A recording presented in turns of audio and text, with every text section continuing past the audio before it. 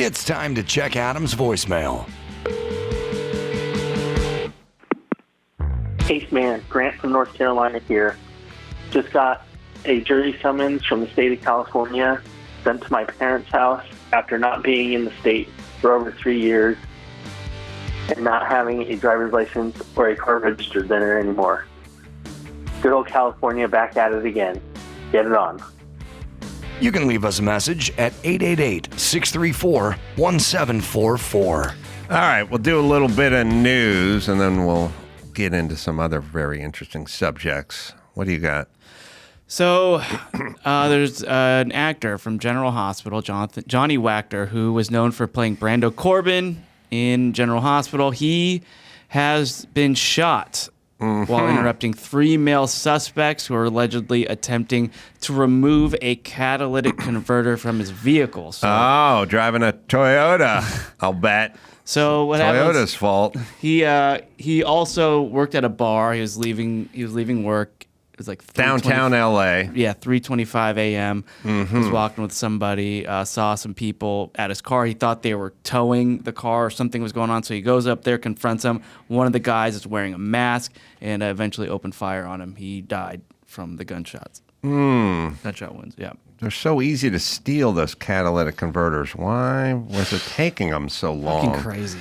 Yeah. Well, we got to hear Nithya's, whatever her name's, Raman's speech, because I was breaking it down with Drew earlier today, but there's a nuance to it. And so this is the woman, this is her district, because right. I looked her up.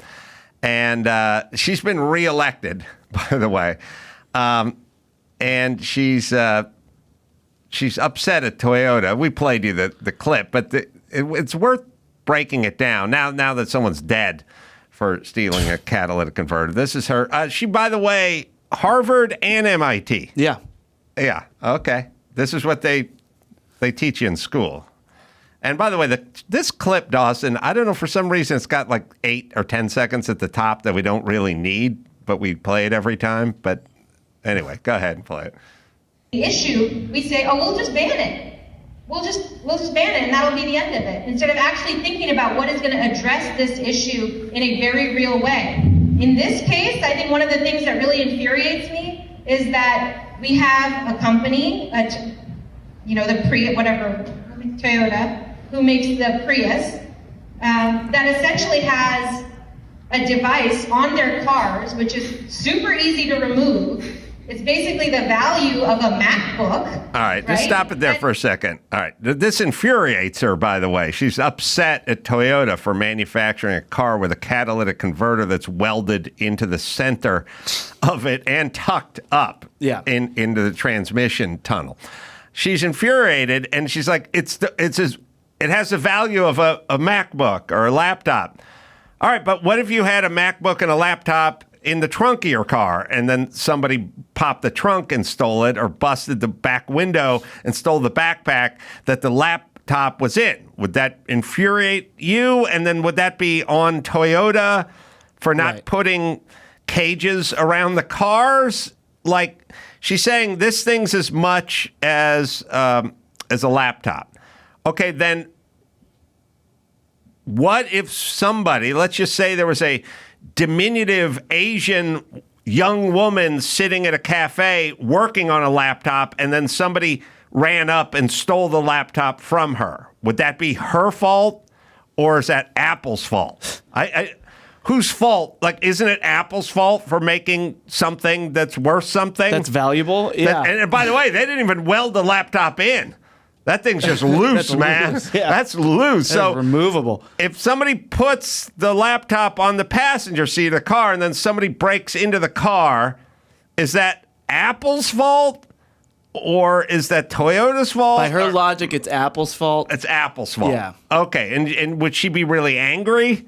Because she's angry at Toyota for making something so easy to steal. All you have to do, well, we'll play the rest of the clip because it makes me laugh.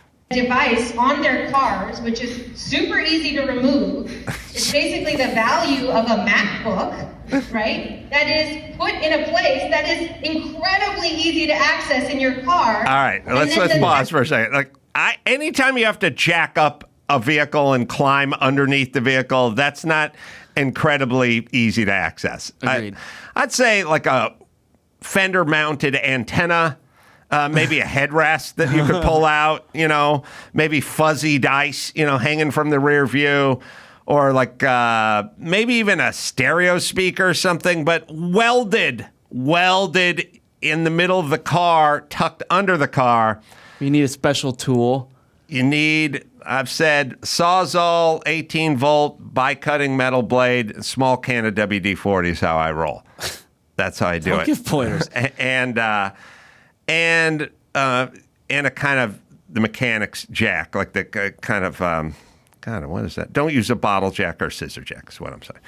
All right, so she's angry at Toyota. Now, I don't know if this young actor guy was driving a Toyota, and then what if he was driving a Honda? Either way, by her logic, the car company has blood on their hands. All right, so this dipshit is making decisions about how we should live in Los Angeles. That's bad. And the fact that she was reelected, and she sounds like an idiot. She sounds like a complete buffoon. And we'll play it out. This is at the end.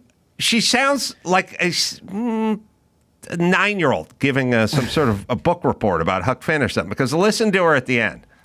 Put in a place that is incredibly easy to access in your car, and then the thefts related to this issue have essentially all of the costs of that are given to us to bear, instead of them having to manufacture a car that actually is not so easy to be stolen.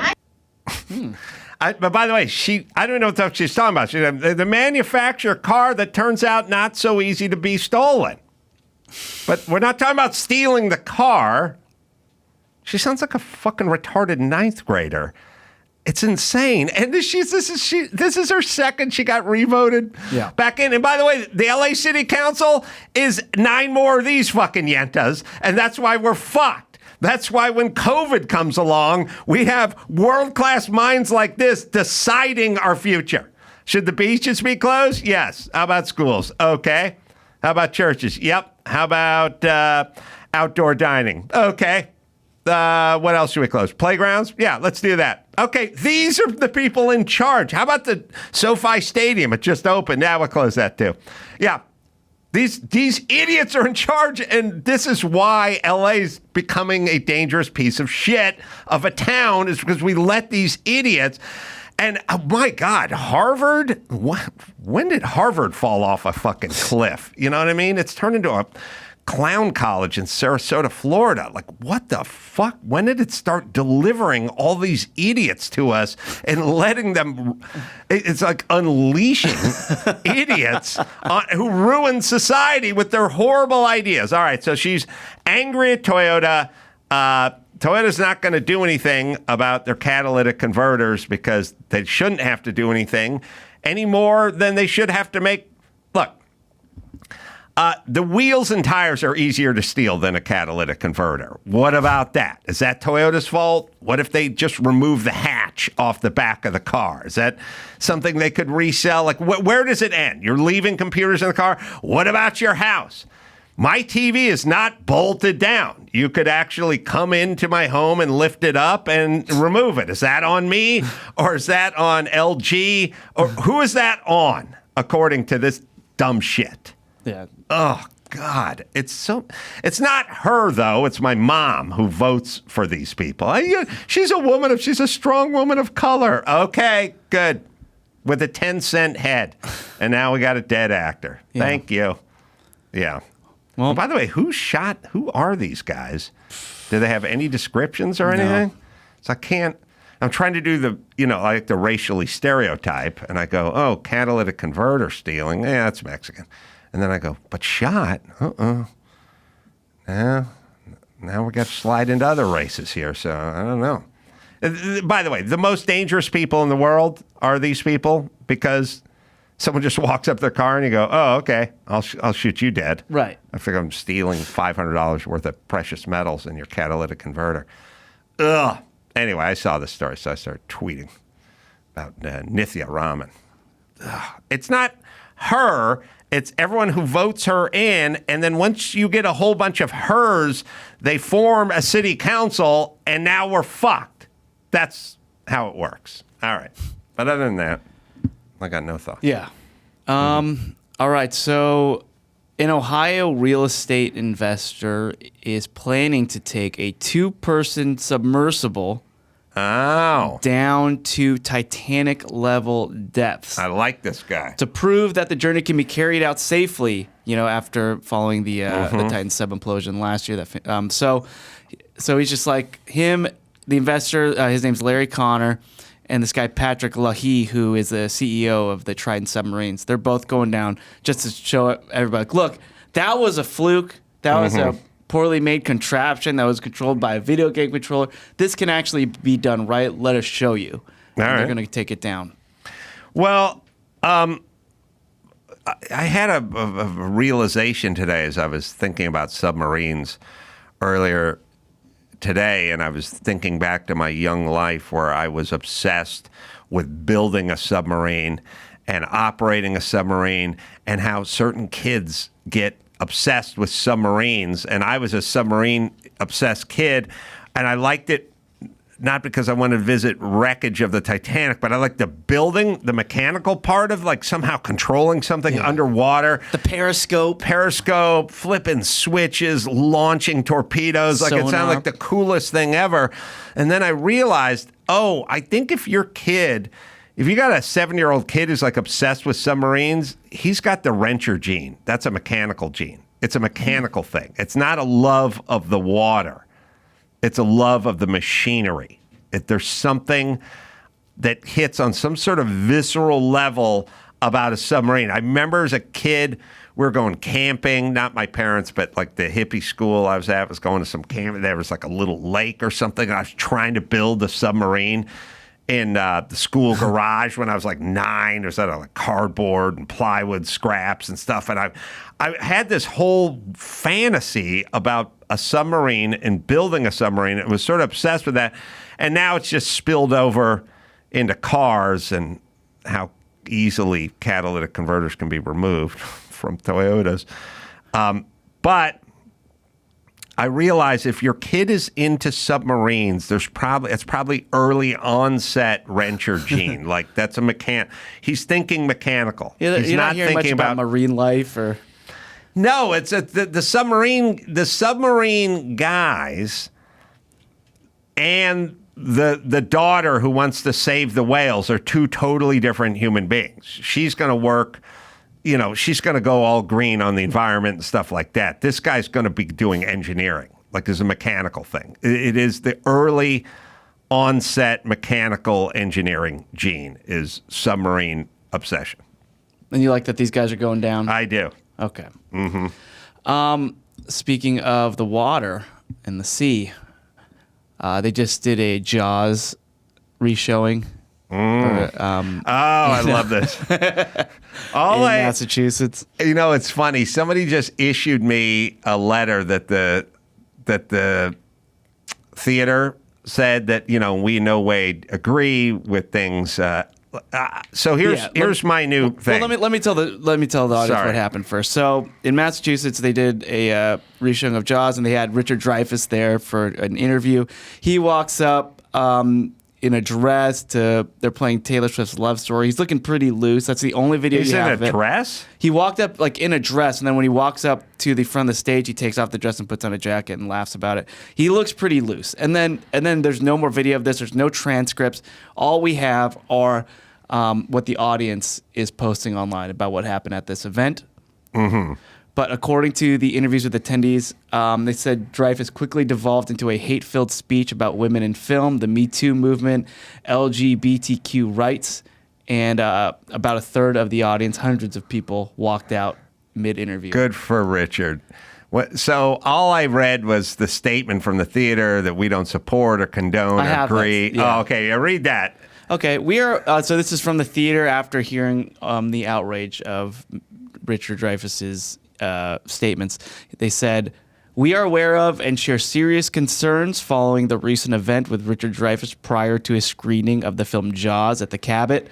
That's the theater. "The views expressed by Mr. Dreyfuss do not reflect the values of inclusivity." All right. As soon as I hear "do not reflect the values of inclusivity," I'm like, I don't know what he said, but I agree with all of them.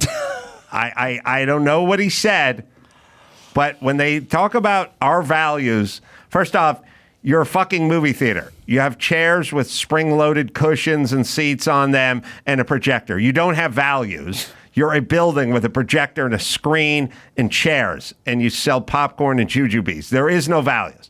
So whenever I hear about their values, I always know I agree with the person that offended their values. But keep going, sir. Okay. And they do not reflect the values of inclusivity and respect that we uphold as an organization. We deeply regret the distress that this has caused to many of our patrons. We are in active dialogue with our patrons about their experience and are committed to learning from this event. Oh, when I hear learning from the event, I also know I agree with whatever whatever they said. Some sort of teachable moment. But this is the whole thing now. When they're like, Harrison Butker, the ladies from the... I'm like, I know I agree with everything this guy just said because you guys are outraged. Yeah, there's some keywords that just tell you that. Yes. So, good for... Look, Dreyfuss got FU money. He's old, and he's saying his piece. Good for him. And I'm sure I agree with everything he said. I have some of those statements that he said for corny users. Let's do it. Let's see. At one point, the crowd shouted at Dreyfuss after he said, quote, "It's not okay." He was talking about kids transitioning. Mm-hmm. And he says, "It's not okay because when the kid's 15, she's going to say, 'I'm an octopus.'" Mm-hmm. And he's against quote 10-year-olds who want to change their gender. I agree with that. Yeah, so. I agree with everything he says. I'm sure I already know what he said, but I know it offended him. And the guy played a marine biologist. I think he can talk about octopi. I found 56 seconds of him walking onto the stage. Well, that was online. Yeah. Yeah, this is the only footage. It's not really. See, he looks pretty dancing. loose. Taylor Swift's playing in the background. Some sort of comedic bit where he walks up. The audience is cheering. I like it when old guys go nuts. I played a private party where he sat front row. I played just some acoustic songs, and he was very respectful. Oh, really? Nice, and just sit and watch the whole set. Listen. We're now living in a time, if you talk about not wanting 10-year-olds to transition or wives having important jobs like raising their family and having kids, it's considered heresy now, which is insane. So I know I agree with Dreyfuss and Butker for that matter. Because all you have to do is have the right people upset. You know what I mean? Like if Chelsea Handler's pissed off, then I'm in. You give me a couple of names. Chelsea Handler will be one of them. A couple of people get outraged by something, I'll always agree with whatever it was that person said.